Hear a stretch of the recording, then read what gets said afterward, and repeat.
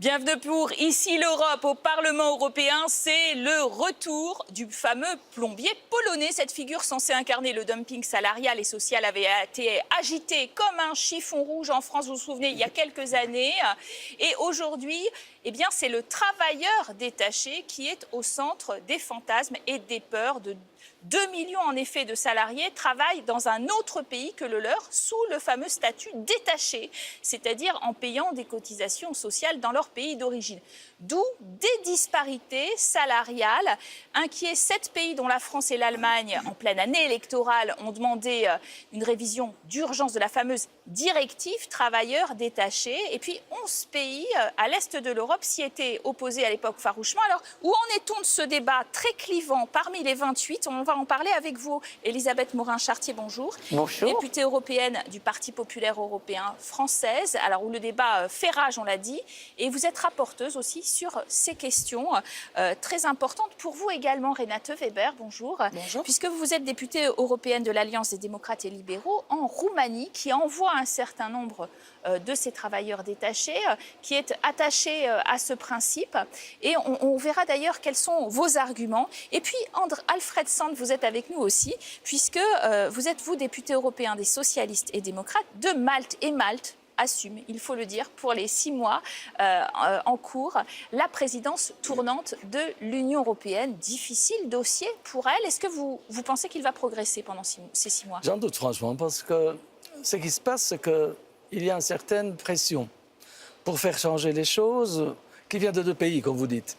Et ça, c'est un peu étrange pour d'autres pays. Dans le sens qu'une fois que l'Allemagne ou la France sont touchés, alors on bouge. Quand il y a d'autres pays qui sont touchés, on ne bouge pas. Alors il va y avoir des résistances, je crois. Surtout parce que le problème, comme vous dites, c'est le problème de cotisation sociale. Ce n'est pas un problème des salaires. Les salaires sont les mêmes pour un ouvrier polonais en France que pour un ouvrier français. Ce qui se passe, c'est que la firme, la corporation, l'usine qui emploie un ouvrier polonais, par exemple, paye moins en cotisation sociale. Parce qu'elle les paye dans le pays d'origine. C'est là l'avantage qu'ils ont. Justement, on trouve que ce n'est pas normal. Non, attendez, je crois qu'il faut reprendre le débat dans sa globalité. Il ne s'agit pas d'un problème de France et d'Allemagne. Il ne s'agit pas d'un problème de l'Est contre l'Ouest. Les travailleurs détachés, ça fait partie de la base même des libertés fondamentales au niveau européen. La liberté des citoyens, la liberté des travailleurs qui ont le droit de mobilité. Deuxième point extrêmement important qu'il faut avoir en tête, c'est qu'il n'y a pas des pays qui expédient des travailleurs détachés à l'étranger et d'autres qui reçoivent. Il y a des pays qui reçoivent et qui envoient. Eh bien, c'est le cas de la France, par exemple. La France, elle est le 3e pays qui envoie des travailleurs détachés à l'extérieur et le 2e pays qui reçoit. Je le dis pour nos auditeurs parce que c'est extrêmement important. Donc, l'objectif de ce texte, et j'espère bien que la présidence maltaise va nous permettre aussi d'avancer sur ce sujet parce que c'est un texte fondamental, c'est le socle de l'Europe sociale. Eh bien, le problème est de faire un texte qui améliore la proposition de la Commission européenne et au Parlement européen, le rapport que j'ai bâti et qui rentre en discussion maintenant avec ma co-rapportrice Agnes Jungerius, socialiste néerlandaise, doit être un texte équilibré. Alors, équilibré certes, mais il y a quand même des inquiétudes et on les entend à l'est de l'Europe et c'est parfois perçu comme une réforme de cette directive un peu punitive. Bon, d'abord, quand on a de 28 pays membres, 11 qui ne sont pas d'accord, et on a eu la carte jaune. Le carton jaune, hein, oui, donné le carton jaune, oui. On a... attendait de la part de la Commission européenne de retirer et de réviser sa proposition. Ça, c'était pas fait.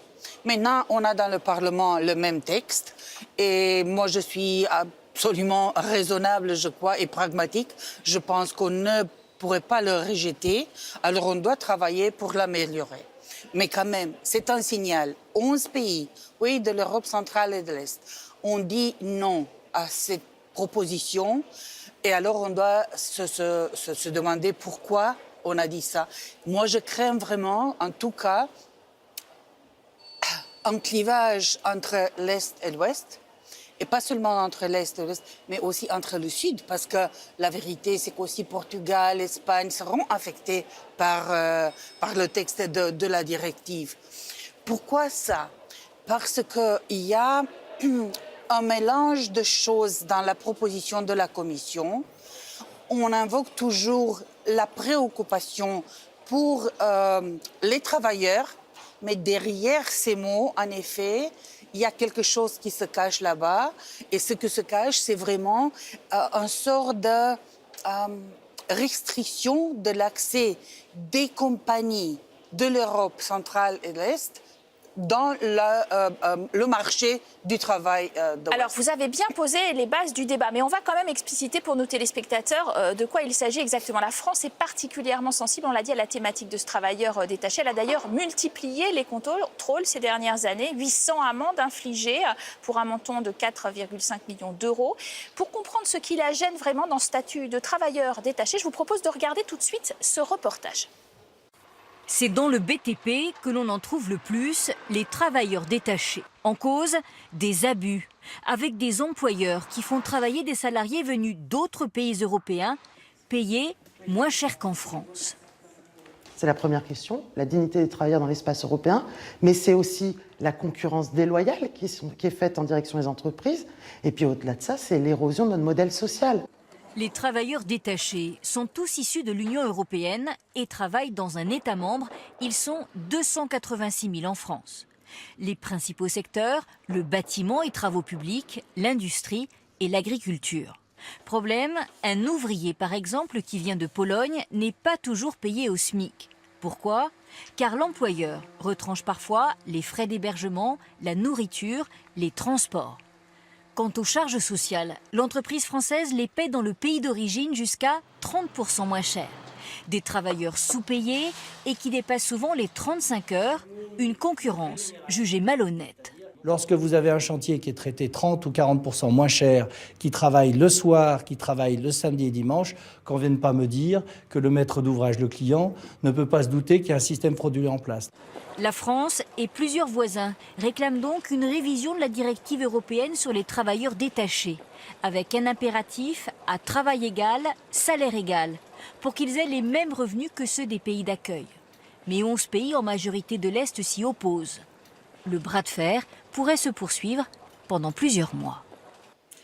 Voilà, on comprend un petit peu mieux les raisons françaises quand même, parce qu'on n'est pas vraiment à travail égal, salaire égal, là, et on peut parler de dumping social dans certains cas. Bien sûr, il y a un vrai dumping social pour les travailleurs détachés qui viennent beaucoup d'Europe de l'Est, comme vous le disiez à l'instant, quand on leur défalque un certain nombre de charges de leur salaire. Et ça, c'est un point extrêmement important du rapport que nous faisons au niveau du Parlement européen. Le terme de rémunération, c'est le point numéro 1 de notre rapport, doit être absolument préservé, c'est-à-dire qu'on doit en exclure le transport, l'hébergement, la nourriture, mais on doit y inclure éventuellement des avantages comme le 13e mois, des avantages financiers, et donc il doit être sanctuarisé. Travail égal, salaire égal, pas de problème. Une fois quand même qu'on va entrer dans le jeu la cotisation sociale, alors il y a une situation où la compétition étrangère, en venant de l'Est, va prévaloir. Mais ça ne sera pas touché. La cotisation sociale sera toujours payée Exactement. dans le pays de départ. Et c'est justement là qu'il y a le problème. Le problème, c'est le fait. Et les syndicats ont dit ça depuis maintenant une décennie. Ils ont dit, justement, qu'il y a des situations où la compétition est faussée par le fait que une fois qu'une entreprise ne paye pas la cotisation belge, par exemple, mais paye la cotisation polonaise, alors justement, il y a alors répondez à ça, parce que ça paraît... Bien sûr que je réponds. Écoutez, les travailleurs détachés ne viennent pas parce qu'ils ont rêvé pendant la nuit d'aller dans un autre pays. Il s'agit des entreprises qui sont dans ces pays, qui viennent avec un projet. Parce qu'il vient offrir des services dans un marché libre, un marché unique européen, et il vient avec un projet. C'est dans ce projet qu'ils ont tout inclus. Alors quand ils gagnent la possibilité de, je ne sais pas, de bâtir quelque chose dans un pays ou d'offrir des services, et ils viennent avec leurs travailleurs détachés, tout est inclus.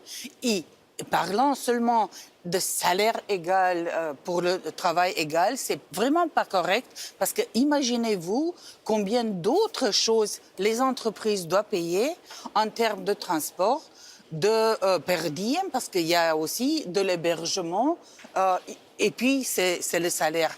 Et si on continue de cette manière sans vraiment tenir compte de toutes les autres choses qu'une entreprise doit vraiment payer, alors on les exclut dès le début.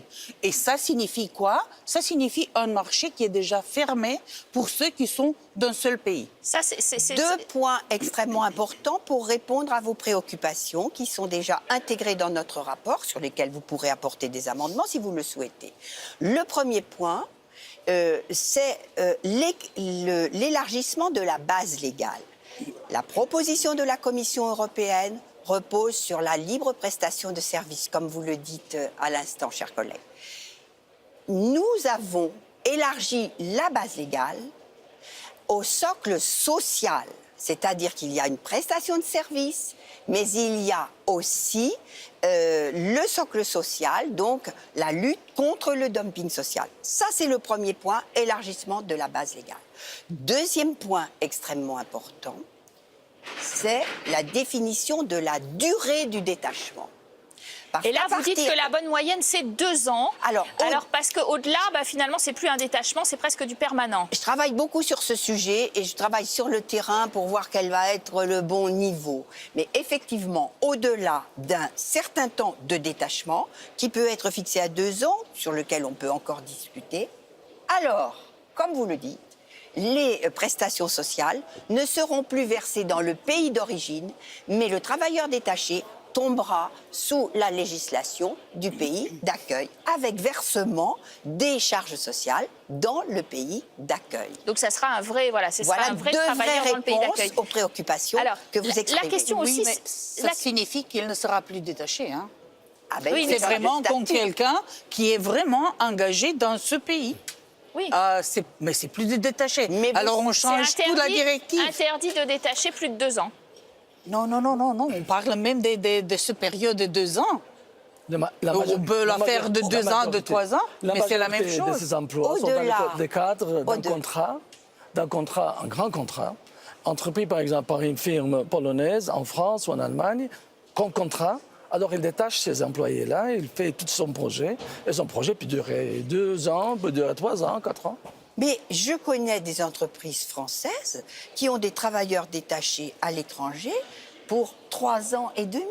Mais les entreprises, d'où qu'elles soient, devront respecter cette durée légale du détachement, au-delà de laquelle le travailleur détaché tombera dans la sous législation nationale nationale du pays d'accueil. C'est Alors, clair. Et autre chose qui est intéressante dans ce débat, c'est vrai, c'est ce qu'on appelle en fait le détachement en cascade. On nous expliquait que par exemple une agence luxembourgeoise d'intérim pouvait aller faire justement un deal avec une autre agence maltaise, un travailleur qui aurait postulé polonais en intérim au Luxembourg via Malte, reviendrait en France ou en Allemagne travailler avec on ne sait plus du tout quel est son pays d'origine finalement. Est-ce que c'est l'agence d'intérim qui fait la loi? Bref, toutes ces agences d'intérim sont en train de prendre énormément d'argent et de marcher de cette façon-là, Monsieur Sant, et ça on le sait, via en particulier ces États que je viens de nommer, et ça ne va pas non plus. Mais écoutez, c'est la logique du marché unique finalement. Si on a une certaine marge d'activité, il va y avoir des intérêts financiers et économiques qui vont essayer d'exploiter ça. C'est normal. Le problème, c'est plus général, à mon avis. Le problème, c'est qu'il y avait un élargissement assez important de l'Union européenne dans les 20 ans qui sont passés. Et justement, l'extension des principes de 4 libertés dans ces contextes est devenue quelquefois compliquée à finalement résoudre. Ça reste un principe très fort, vous disiez, Madame Weber, ouais, et qu'il ne faut pas remettre en cause, et que peut-être vous êtes en train de sous-entendre que c'est une façon de le remettre en cause, en tout cas de faire un peu de discrimination, c'est ça? Bien sûr que je crains qu'on peut parler d'une sorte de discrimination. Je viens d'avoir la semaine dernière une réunion avec des associations des employeurs et qui disent qu'ils craignent vraiment que dans quelques années, les entreprises roumaines, par exemple, ils n'envoieront plus des travailleurs détachés. Mais ça ne signifie pas seulement de ne pas envoyer des ouvriers détachés. Ça signifie vraiment de ne pas avoir plus l'accès au marché du travail de l'Union européenne. Alors, ça signifie quoi? Même le know-how qui était non à la base de ce marché unique et tout ça peut disparaître. Est-ce que, dernière question, parce qu'on arrive à la fin de ce débat, on sait qu'il y a besoin d'une majorité au Conseil et au Parlement européen pour faire voter cette révision dans une année électorale importante. On l'a dit pour la France et l'Allemagne, avec ce débat dont on sent que c'est un débat de fond. Est-ce qu'on a une chance qu'elle passe en 2017 ? Au niveau du Parlement européen, oui, bien sûr. Nous sommes dans un timing de travail extrêmement serré et respecté, avec l'ensemble de mes collègues en commission emploi. Le rapport va être discuté, notre rapport, le 25 janvier. Délai d'amendement jusqu'au début février. Extrêmement court et je ne comprends pas pourquoi. Vraiment, une semaine, dans une question si importante, soyons raisonnables. Alors que tous les rapporteurs des autres groupes politiques ont été intégrés à toutes les séances de travail et toutes les discussions. Vous savez bien comment je travaille dans la concertation. Et nous pensons pouvoir voter en plénière ce rapport au Parlement européen en septembre. Et vous dites, au Conseil, ça passera peut-être aussi parce que certains États sont en train de flancher. Je crois que la négociation avec le Conseil, ça va prendre du temps. Voilà, merci à vous d'avoir très bien illustré ce débat. On ne va pas peut-être vous réconcilier tout de suite, mais à l'avenir, on va voir en effet si vos positions se rapprochent. Merci à vous de nous avoir suivis. Vous restez en notre compagnie pour la deuxième partie de ce programme où nous recevons, comme toujours, notre grand invité. C'est tout de suite, juste après la pause.